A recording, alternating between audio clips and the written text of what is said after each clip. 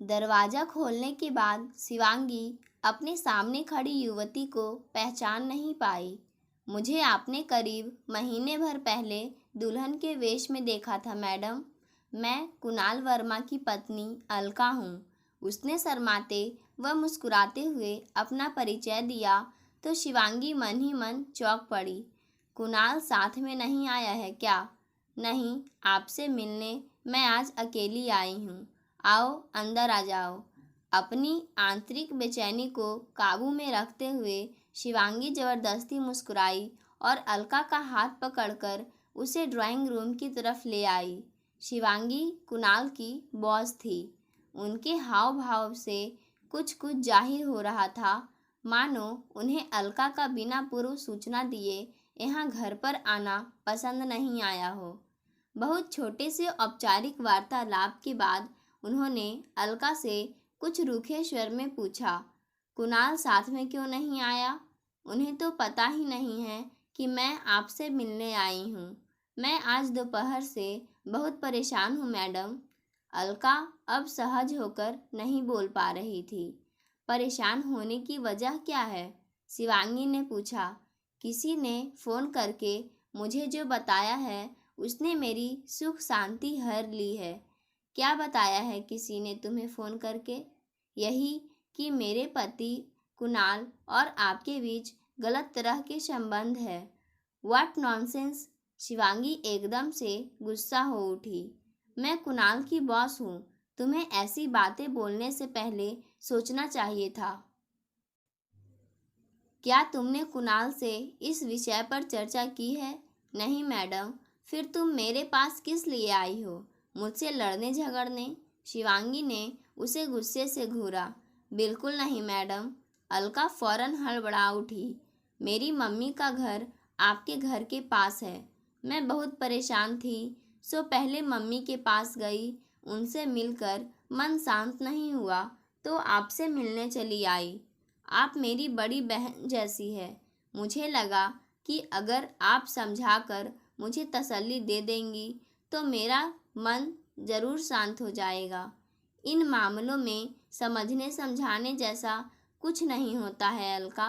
मेरी जैसी सफल और तलाकशुदा औरतों के बारे में अफवाहें उड़ाकर उनका चरित्र हनन करने में लोगों को मज़ा आता है, पर समझदार इंसान को उनकी बकवास पर ध्यान नहीं देना चाहिए।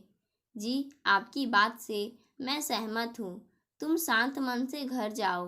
कुणाल और मेरा कोई चक्कर नहीं चल रहा है।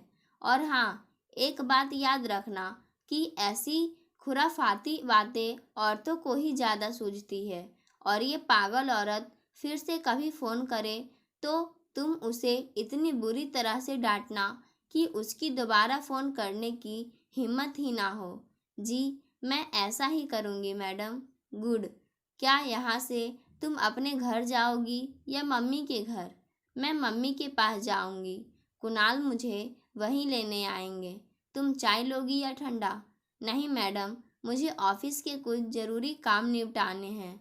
अलका, फिर कभी मन परेशान हो तो मुझसे मिलने आ सकती हो, पर पहले फ़ोन ज़रूर कर लेना। मेरा नंबर तुम्हें कुणाल दे देगा।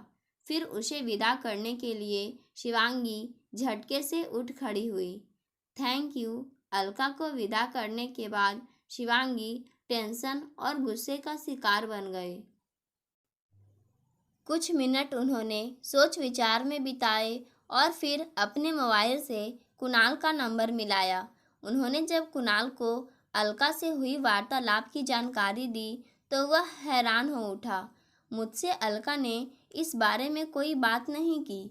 मुझे जरा भी भनक होती तो मैं उसे ज़रूर आपके पास आने से रोक देता। कुणाल की आवाज़ बता रही थी कि पूरी बात सुनकर उसे तेज़ धक्का लगा था। उसे आज पहले कुछ डराओ, धमकाओ और फिर बाद में प्यार से समझाना। कुणाल, मैं नहीं चाहती कि भविष्य में वो फिर कभी मुझसे मिलने आए।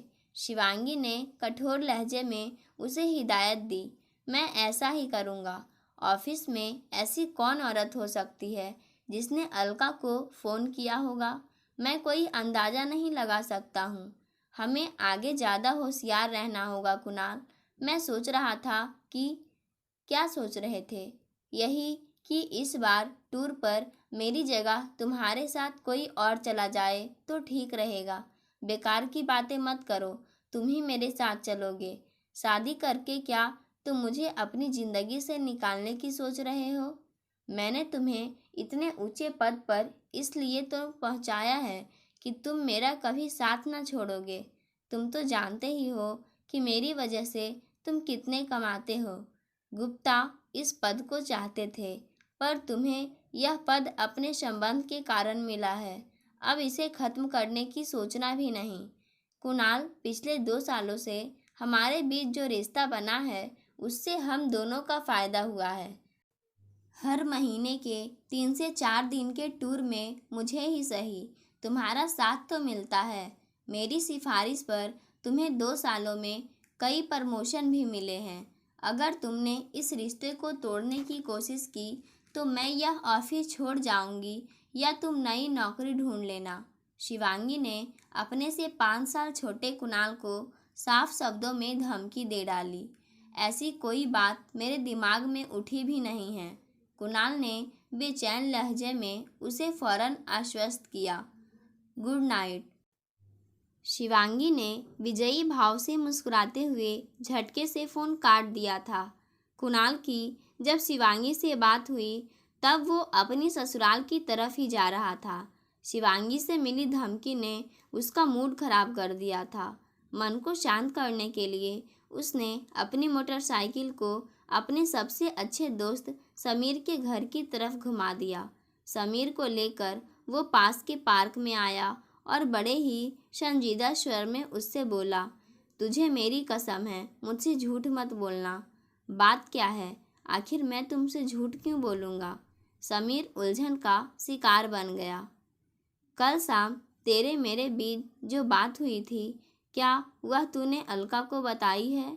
तेरी बॉस शिवांगी के साथ चल रहे तेरे चक्कर वाली बातें? मैं वो बातें अलका को क्यों बताऊंगा? तेरी विवाहित जिंदगी की सुख शांति नष्ट करके मुझे क्या मिलेगा? वैसे हुआ क्या है? अलका कुछ देर पहले शिवांगी से मिलने पहुंची थी। उसका कहना है कि किसी औरत ने फ़ोन करके उसे शिवांगी और मेरे बीच चल रहे चक्कर की जानकारी दी थी। कुणाल ने कहा, और तुझे शक है कि उसे ये जानकारी मैंने दी थी? मैं ऐसा बेवकूफ़ नहीं हूँ, समझा? समीर ने भी उसी लहजे में जवाब दिया। अब तू क्या करेगा? अलका को समझाना पड़ेगा कि वो शिवांगी से फिर कभी मिलने ना जाए, नहीं तो मेरी नौकरी जाती रहेगी। तेरी जान भी अजीब मुसीबत में फंसी हुई है। शिवांगी से संबंध तोड़ेगा तो नौकरी से हाथ धोना पड़ेगा। उसको खुश करना चालू रखता है तो किसी न किसी दिन अलका को सब मालूम पड़ सकता है और तब ना जाने क्या होगा। बोलते बोलते समीर बहुत ज़्यादा भावुक हो चुका था। समीर, मैंने उसके साथ बेवफाई की तो वो अपनी जान दे देगी, फिर उसके भाई लोग मेरी जान ले लेंगे। उसका एक भाई सेना में है, एक पुलिस में, इसीलिए मेरा उससे झगड़ा करने का कोई मन नहीं है। आजकल ज़बरदस्त मंदी का दौर वैसे ही चल रहा है। नई नौकरी मिलना आसान भी तो नहीं है। समझ में नहीं आता कि इस समस्या को कैसे सुलझाऊं। कोई ऐसी तरकीब बता कि सांप भी मर जाए और लाठी भी ना टूटे। दोनों दोस्तों ने कुछ देर और माथापच्ची की, पर इस समस्या का कोई समाधान नहीं ढूंढ पाए। उस रात कुणाल और अलका अपने घर 11 बजे के बाद पहुँचे। कपड़े बदलने के बाद अलका को अपने सामने बिठाकर कुणाल ने उसकी और शिवांगी से हुई मुलाकात का जिक्र छेड़ा। वो मेरी बॉस है। उस अनजान औरत के फ़ोन के बल पर तुम्हें शिवांगी मैडम से मिलने उनके घर नहीं जाना चाहिए था। तुम्हें पहले मुझसे बात करनी चाहिए थी। मेरी ज़िंदगी में तुम्हारे अलावा कोई दूसरी औरत कभी ना थी और ना कभी आएगी। आइंदा ऐसी गलती कभी मत करना। वे हमारे जीएम की रिश्तेदार है और उनकी नाराज़गी मेरी नौकरी छुड़वा सकती है। कुणाल ने प्यार भरे भावुक लहजे में अलका को समझाया तो वो फिर कभी शिवांगी से ना मिलने को फौरन तो मान गई थी, लेकिन अलका ने अपने वचन को निभाया नहीं। वो 2 दिन बाद शाम को अकेली फिर से शिवांगी के घर बिना कोई सूचना दिए पहुंच गई। कैसे आई हो? दरवाजा पर रुककर खड़ी शिवांगी ने नाराज होकर उससे ये सवाल पूछा तो अलका की आंखों में फौरन आंसू भर आए। आज फिर उस औरत का फोन आया था मैडम, अलका ने रुआसी आवाज में उसे जानकारी दी। तो मैं क्या करूं? मुझे बहुत घबराहट हो रही है, डर लग रहा है। तुम अपने घर जाओ अलका, मेरे पास इतना वक्त नहीं है कि मैं तुम्हें बार बार समझाती रहूं। प्लीज़ मैडम, मैं कुछ देर आपके साथ बैठ लूँगी तो मेरी तबीयत संभल जाएगी। सॉरी, तुम अकेले ही या कुणाल के साथ मिलकर इस मसले को सुलझाओ। मुझे तंग करने की तुम्हें कोई ज़रूरत नहीं है। शिवांगी दरवाज़ा बंद करना चाहती थी, पर अलका ने अचानक रोना शुरू कर दिया तो वह बहुत परेशान हो उठी। शिवांगी अपने पड़ोसियों की दिलचस्पी का केंद्र बनकर उनके उल्टे सीधे सवालों का जवाब नहीं देना चाहती थी। उसने मजबूरन जल्दी से अलका का हाथ पकड़ा और उसे लेकर ड्राइंग रूम में आ गई। मैं कुणाल को अपनी जान से भी ज़्यादा चाहती हूँ मैडम। अगर हमारे रिश्ते में कभी कोई दरार पैदा हो गई तो मैं आत्महत्या कर लूँगी। आप मेरी इस डायरी को पढ़ेंगी तो आपको फ़ौरन पता लग जाएगा कि मैं उन्हें कितना ज़्यादा चाहती हूँ। सुबह रही अलका ने अपने पर्स में से निकालकर एक डायरी शिवांगी को पकड़ा दी। शिवांगी उस डायरी को नहीं पढ़ना चाहती थी, पर अलका ने हाथ जोड़कर गुजारिश की तो उसने डायरी को बीच बीच में से पढ़ना शुरू कर दिया। अलका ने अधिकतर पन्नों पर कुणाल के प्रति अपने प्यार का इजहार किया था। उसके लिखे शब्दों को पढ़कर कोई भी समझ सकता था कि वह कुणाल के प्यार में किस तरह पागल थी। उसने जो 2 दिन पहले लिखा था उसे पढ़कर शिवांगी परेशान हो उठी। अगर कुणाल ने उसे धोखा दिया तो वह आत्महत्या कर लेगी। इस वाक्य को अलका ने कई बार लिखा था। उस दिन दोपहर को अलका ने लिखा था, आज फ़ोन करने वाली औरत ने अपने बेटे की कसम खाकर शिवांगी और कुणाल के बीच गलत संबंध होने की बात कही है। मेरी समझ में नहीं आ रहा है कि मैं क्या करूं।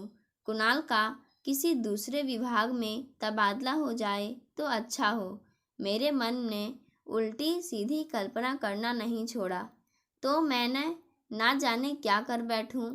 डायरी के इस पन्ने से नज़रें उठाकर शिवांगी ने सिर झुकाकर बैठी अलका की तरफ देखा तो वो उन्हें सचमुच पागल सी नजर आई।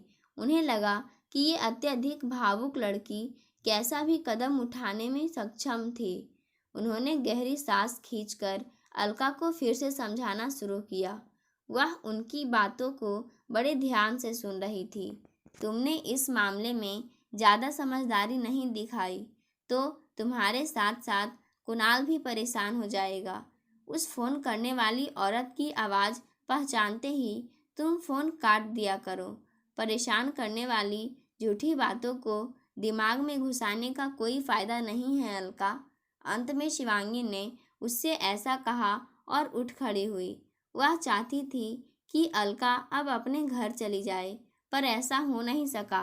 मैं कुणाल को कितना तंग कर रही हूँ, वो आज फिर मुझे बहुत डांटेंगे। बोलते बोलते अलका अचानक रोने लगी तो शिवांगी का दिल किया कि वह उसका सिर फोड़ डाले। अलका को शांत करने में शिवांगी को घंटा भर लगा। उसे विदा करने के बाद वो देर तक अपनी कनपटियां मसलती रही क्योंकि उसका सिर दर्द से फट रहा था। अगले दिन कुणाल को अपने कक्ष में बुलाकर शिवांगी ने उससे बहुत झगड़ा किया। अलका का जब दिल करता है वो मुझे परेशान करने मेरे घर चली आती है। क्या तुम्हारा बिल्कुल भी कंट्रोल नहीं है अपनी पत्नी पर? शिवांगी गुस्से से फट पड़ी। मैं आज जाकर उसकी अच्छी तरह खबर लेता हूँ। शिवांगी की नाराज़गी दूर करने के लिए कुणाल ने तेज गुस्से को प्रदर्शन किया। उसके साथ मारपीट मत करना प्लीज़। वो पागलपन की हद तक भावुक है। उसने कोई उल्टा सीधा कदम उठा लिया तो हम दोनों के लिए ही समस्या खड़ी हो जाएगी। कुछ ना कुछ सख्त कदम तो मुझे उठाना ही पड़ेगा। गुस्से से कम और समझदारी से ज़्यादा काम लेना प्लीज़। शिवांगी ने ऐसी हिदायत देकर उसे कक्ष से बाहर भेज दिया। उस रात 10 बजे के करीब कुणाल ने शिवांगी को फ़ोन किया। डर और घबराहट के कारण उसकी आवाज़ काँप रही थी। अलका ने खुद को बेडरूम में बंद कर लिया है। वो सिर्फ रोए जा रही है। अब तुम ही जाकर उसे समझाओ। कुणाल ने घबराए स्वर में उससे गुजारिश की। क्यों रो रही है वो? गुस्से में जाकर मैंने उस पर हाथ उठा दिया था। मेरे बार बार समझाने के बावजूद भी तुमने ऐसी बेवकूफ़ी क्यों की? ये सब बातें बाद में भी हो सकती है। तुम जल्दी से यहाँ आकर उसे समझा दो प्लीज़। मैं नहीं आ रही हूँ कुणाल। उस पागल औरत ने अगर अपनी जान लेने की कोशिश की तो मैं भी बेकार के झंझट में फंस जाऊंगी। जब तक उसे समझा लेना तुम भी मुझसे दूर ही रहना। बेहद चिंता से भरी शिवांगी ने झटके से अपना फ़ोन काटने के बाद उसे स्विच ऑफ भी कर दिया था। उस रात अलका ने शयन कक्ष का दरवाज़ा तो घंटे भर बाद खोल दिया, पर उसकी नाराज़गी के चलते कुणाल को ड्राइंग रूम में सोना पड़ा। रात भर शिवांगी और कुणाल दोनों ही ढंग से सो नहीं सके।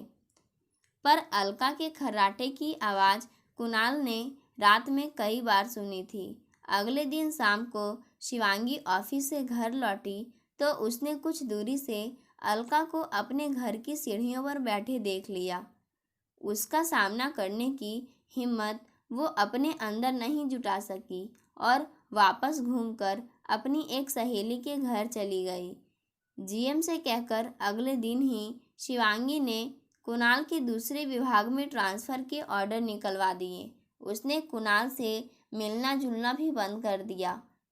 कुणाल ने जब शाम को अपने ट्रांसफ़र की खबर अलका को सुनाई तो उसने गहरी सांस खींचते हुए कहा, अब मेरा मन शांत रह पाएगा। अब तो उस औरत का फ़ोन आने से तुम परेशान नहीं होगी? कुणाल ने उसे छाती से लगाकर सवाल पूछा। अलका ने उसकी आंखों में गहराई से झांका और एक रहस्यमयी सी मुस्कान होठों पर सजाकर बोली, मैं अतीत को महत्व नहीं देती हूँ जनाब। हमें तो बस एक ही बात का ध्यान रखना होगा। किस बात का? अपने ड्राइंग रूम में हमें धीरे बोलना चाहिए। इस खिड़की के पास बाहर खड़ा हुआ इंसान अंदर की सारी बात सुन सकता है। मैं कुछ समझा नहीं? देर सवेर समझ जाओगे जी। अभी तो मैं आपको आपका मनपसंद सूजी का हलवा बनाकर खिलाती हूँ। अलका ने उसे गाल पर एक छोटा सा चुंबन अंकित किया और प्रसन्न आवाज़ में रसोई की तरफ बढ़ गई। कुछ दिन पहले ड्राइंग रूम की खिड़की के बाहर खड़े होकर उसने कुणाल और समीर के बीच हुई बातचीत को सुन लिया था। अलका के पास सोने का दिल है समीर। मैं उसके साथ बेवफाई नहीं कर सकता हूँ। मेरी नौकरी जाए तो जाए, पर मैं शिवांगी के पास अब कभी नहीं जाऊँगा।